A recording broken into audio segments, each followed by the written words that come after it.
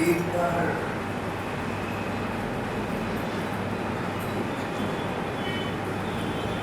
बार भगवान कृष्ण साई यदुवंशी बलराम जी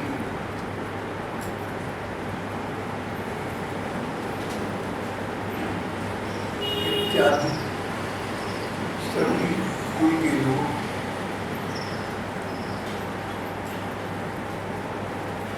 और दूसरी ओर कौरव पांडव इत्यादि पति पत्नी परिवार के साथ कुरुक्षेत्र में एकत्रित हुए सम्मिलित। सूर्य ग्रहण का अवसर था। उत्सव हुआ, पर्व हुआ, व्रत हुआ, अनुष्ठान हुआ, सब समाप्त हुआ। बहुत जनसमूह था, बहुत भीड़ थी। अपने अपने गंतव्य पर सभी लोग चले गए, लेकिन ये सज्जन वर्ग एक दूसरे से मिलने की इच्छा से कुछ अधिक देर तक वहाँ ठहरे रहे।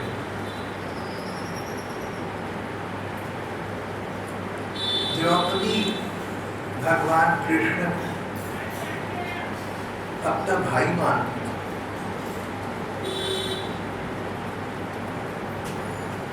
उन्होंने देखा कि श्री कृष्ण के साथ उनकी अनेक पत्नियां आई हुई, 8 पटरानियां थी, 16,000 से अधिक अन्य पत्नियां थी। ये आश्चर्य, ये अजूबा देखकर द्रौपदी को संभ्रम हुआ। उन्होंने भगवान की पत्नियों के साथ उनको मिलकर बिठाया, उनसे चर्चा आरंभ की, उनसे पूछा, कृष्ण पत्नियों, तुम लोग हमें ये तो बताओ कि तुम लोग हमें ये तो बताओ कि भगवान कृष्ण ने तुम लोगों का किस प्रकार से परिग्रहण किया। एक विवाह होता तो होता है, पूछते ना, पर इतने अधिक विवाह हुए तो तुम पत्नियों का भगवान ने किस प्रकार परिग्रहण किया, ये जानने की उत्सुकता न हो रही है।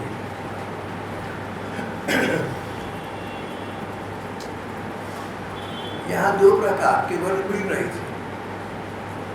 16,008 से अधिक पत्नियों वाली अकेली कृष्ण और 5 पत्नियों वाली अकेली द्रौपदी। आश्चर्य तो था। द्रौपदी ने पूछा, श्री कृष्ण पत्नियों का बहनों, अपने पाणिग्रहण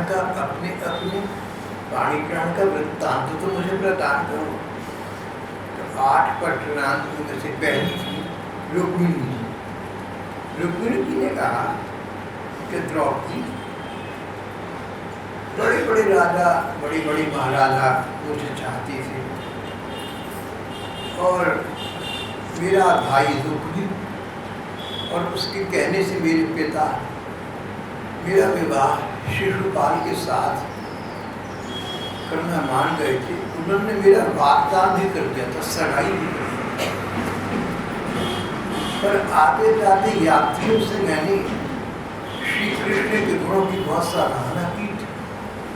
मैं समझ चुकी थी कि श्री कृष्ण भगवान, श्री कृष्ण साक्षात भगवान विष्णु, श्री कृष्ण साधारण व्यक्ति नहीं। मेरा मन उनमें डूब चुका था, मेरा मन उनका वर्णन कर चुका था, मन ही मन में उनको अंगीकार कर चुकी थी।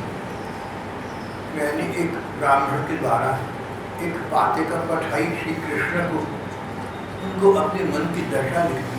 मैं तुम्हें चाहती हूँ, अगर तुम भी मुझे स्वीकार कर लेना चाहते हो, जैसे तैसे करके यहाँ विरोधियों और विपक्षियों के बीच आकर मुझे अपने साथ ले लो। श्री कृष्ण तो भक्त वत्सल है, जैसा भक्त उनके प्रति भाव रखता है, श्री कृष्ण उस भाव का आदर करती है। इस न्याय से श्री कृष्ण द्वारकाधीश से यहाँ विदर्भ आई और उन्होंने मुझे अपने साथ ले जाकर द्वारिका में वैदिक विधि से मेरा विवाह, मेरे साथ विवाह किया। रुक्मिणी ने कहा कि मुझे तो बस अब कुछ चाहिए नहीं, जो चाहिए था उससे तो अधिक मिल चुका, उसकी भी पात्रता कहाँ है मुझे। बस इतना चाहती हूँ कि इन्हीं श्री कृष्ण के चरणों की आराधना करने का अवसर मुझे प्रत्येक जन्म में हो। मेरे अनेक जन्म हों इसकी मुझे चिंता नहीं, पर जहाँ भी हूँ इन श्री कृष्ण ही की बनकर रहूँ, इन श्री भगवान का संस्पर्श, इनका स्मरण, इनकी सेवा का सुख, ये सब कुछ मेरे हाथ से न छूटे, बस ये चाहती हूँ। दूसरी पत्नी थी सत्यभामा। सत्यभामा ने द्रौपदी को उत्तर वृत्तांत सुनाया।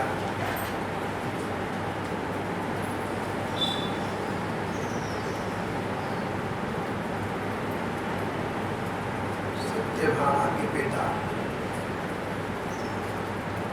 उन्हें ये शक हो गया था कि जो मणि उनके पास थी, सत्यभामा जी के पिता को ये शक हो गया था कि जो मणि समंतक मणि मेरे पास थी, न जाने कहाँ चली गई, अवश्य श्री कृष्ण ने चुरा ली होगी। उन्होंने कहा था एक बार, अपनी मणि राजा को दे दो, मैंने नहीं दी। श्री कृष्ण महावीर है, महाकौतुकी हैं, पिताजी को लगा के वे ले गए होंगे।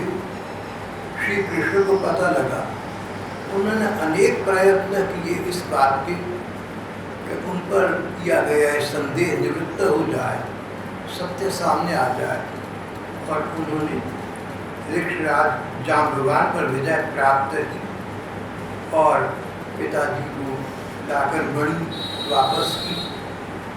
पिताजी लज्जित हुए, उन्हें बुरा लगा कि मैंने श्री कृष्ण के विषय में ऐसा विचार भी क्यों किया।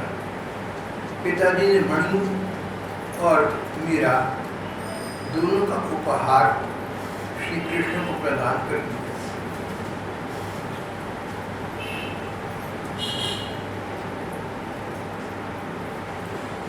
श्री कृष्ण पर मिथ्या कलंक लगाने के कलंक से मेरे पिताजी डर गए।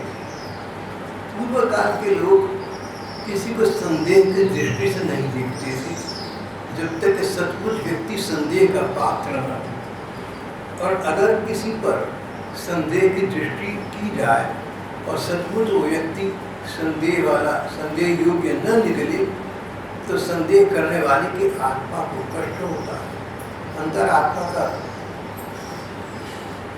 अंतरात्मा दुखी होती थी कि देखो मैंने एक निरपराध व्यक्ति पर व्यर्थ ही दोष लगाया, किसी पर दोष न लगा। अगर दोष लगाओ तो देख लेना कि सचमुच दोष है तो सही, और सचमुच दोष दूसरे में हो तो उसे इंगित करने का अधिकार, उसे इंगित करने की आवश्यकता तुम्हें है, तब तो करो, नहीं तो सो भी न करो। मिथ्या दोषारोपण तो किसी पर करना ही नहीं चाहिए।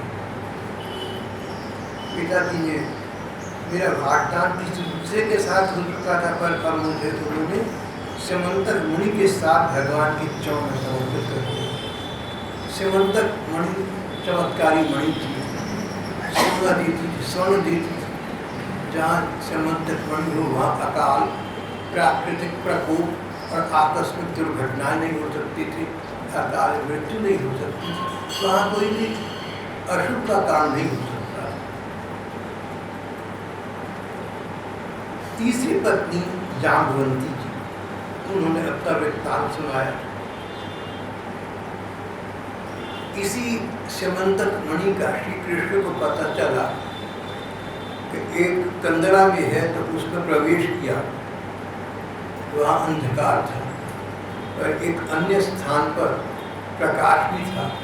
देखा वहाँ एक बच्चा इस मणि के साथ खेल रहा है।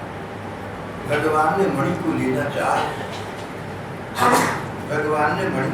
चाहा, तो ऋषराज जाम्बवान निकल आए।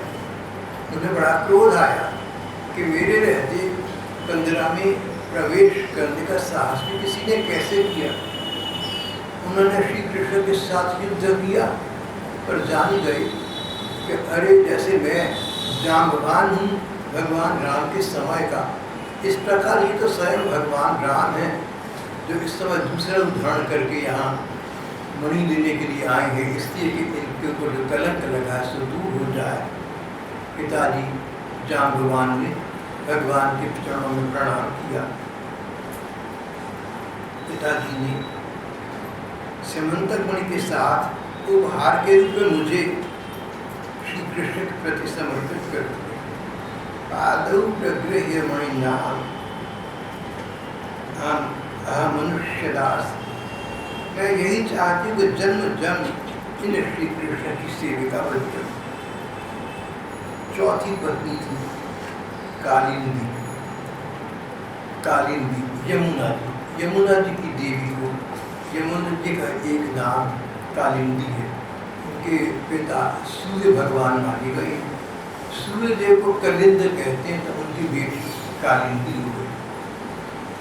कालिंदी ने अपना वृत्तांत सुनाया।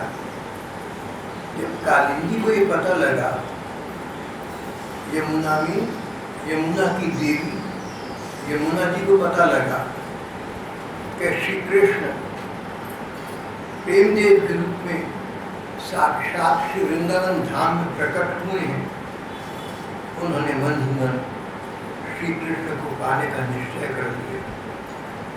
उनके चरणों का स्पर्श करने की आशा अभिलाषा से यमुना जी के तट पर तपस्या करने लगे। एक बार श्री कृष्ण अर्जुन अपने सखा के साथ रथ में विराज रहे थे। इस ओर से गुजरे। श्री कृष्ण ने अर्जुन से कहा, सखा जाकर देखो तो सही, ये सुकन्या तब तपस्या में किस लिए मग्न है, कोई विशेष लक्ष्य होगा इसका जो इस प्रकार की जरूर तब तपस्या को इसने आश्रय लिया है, तुम जाकर पता लगाओ।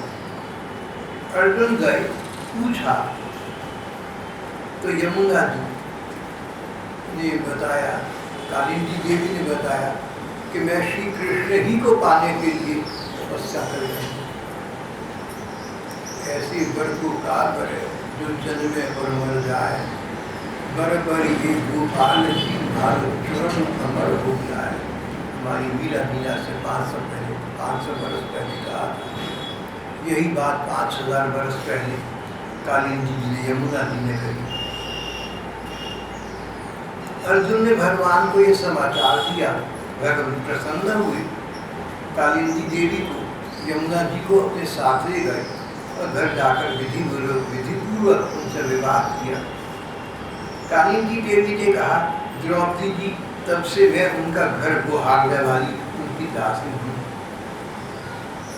तब से मैं उनका घर गुहारने वाली, उनके घर में झाड़ू देने वाली एक दासी हूँ, एक सेविका हूँ। तदगृह मार्जनी। नम्रता की दृष्टि से उन्होंने ऐसा कहा। सचमुच उनके भवन में न जाने कितने सेवक सेविकाएं थे, वहाँ तो इंद्रदेव से अधिक वर्चस्व था, साम्राज्य था। पर ये विचार कर कि कहाँ तो सारी संसार के स्वामी भगवान कृष्ण और कहाँ मैं एक देश में बहने वाली एक नदी की अधिष्ठात्री देवी, तो बड़ा अंतर है। एक सबसे ऊपर, एक सबसे नीचे। इस दृष्टि से कालिंदी देवी ने कहा कि द्रौपदी जी मैं तो उनका घर गुहारने वाली उनकी दासी हूँ। उन्होंने मुझे स्वीकार कर दिया कि उनकी मुझ पर अपार अनुकंपा है, नहीं तो भला मैं इस योग्य कहाँ थी।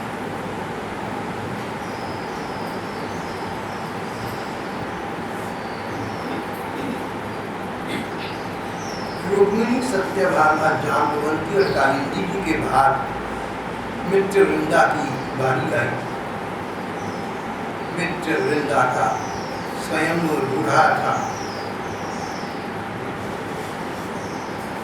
भगवान स्वयंवर में पहुंचे। भगवान अंतर्यामी है, मन की बात जानते हैं।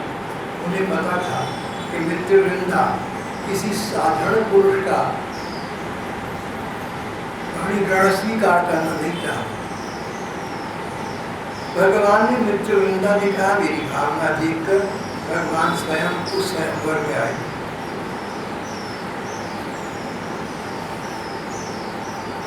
मित्रवृंदा के भाई,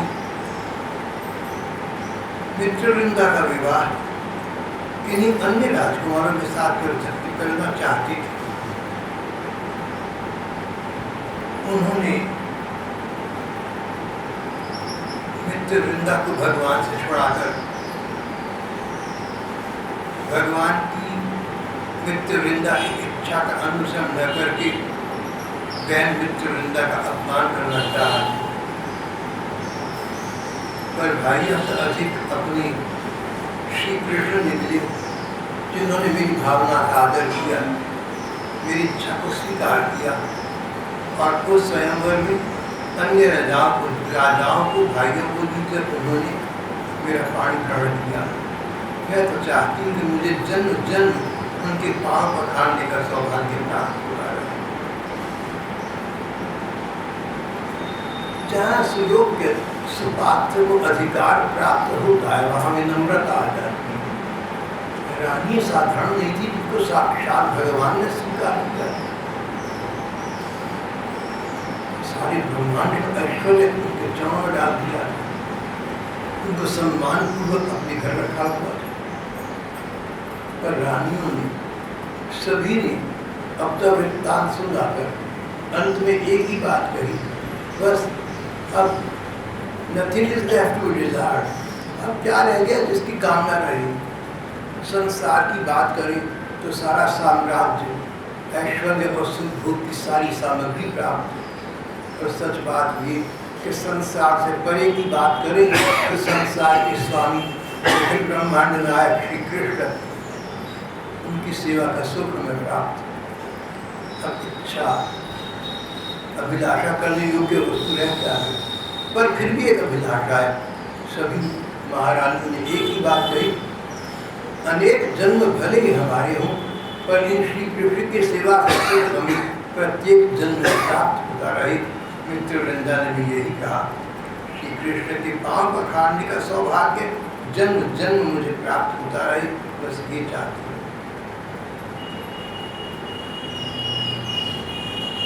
फिर छठी पत्नी सत्या ने अपना वृत्तांत सुनाया। सत्या के पिता अयोध्या के राजा थे, राजा नग्नजित। राजा नग्नजित की बेटी होने से सत्या नाग्नजिती भी कहलाती थी। जैसे सूर्य की कलिंद देव की बेटी होने से उनकी बेटी कालिंदी कहलाती थी। पिता के नाम से बच्चों के नामों को लोग पुकारते थे, उन्होंने बात किया।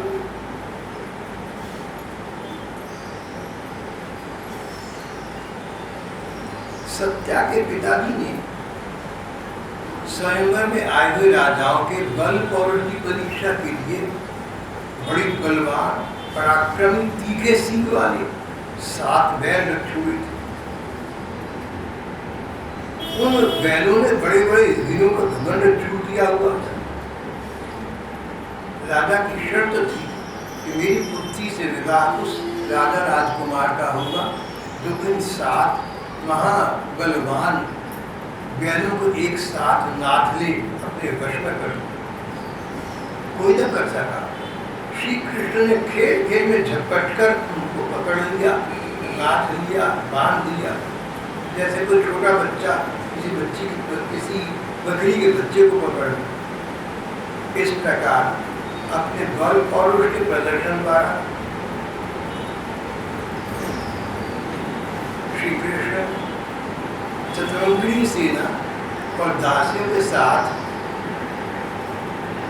सत्या को अपने साथ अपने घर द्वारका ले आए।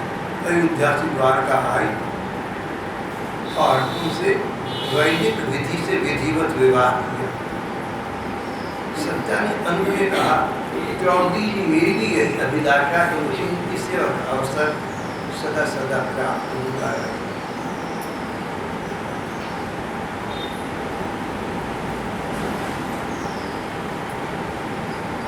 भद्रा नाम की साध्वी पत्नी, उसने कहा द्रौपदी जी, भगवान मेरे मामा के पुत्र हैं, मेरा चित्त इनके चरणों में सदा से अनुरक्त रहा।